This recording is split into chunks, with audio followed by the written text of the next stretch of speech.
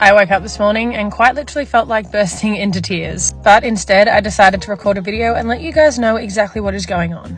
You guys know last year I started dealing with a lot of health issues and suspected endometriosis. I say suspected because I don't want to get the surgery, and the surgery is the only way to know 1000% if that's definitely what I'm dealing with. But after many doctor's appointments, internal ultrasounds, and my family history with endometriosis, that is what it is suspected to be. Before this, I was already dealing with really extreme gut issues from very extreme disordered eating when I was modeling. Whilst I never had an eating disorder, I was incredibly restricted with what I ate, and I had to do things to try and keep my body working basically when everything was shutting down. And because of that, there's a lot of parts of my gut that still basically don't work. So the past year I've been dealing with the most extreme pain in my ovaries. It literally feels like there is a hot knife going through them.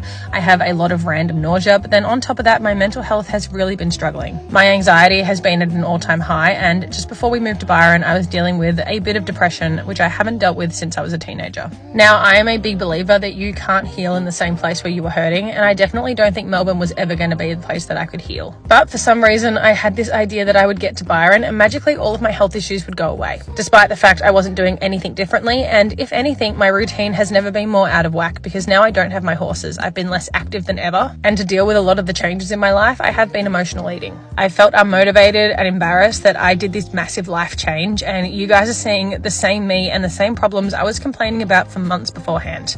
There's my little makeshift tripod.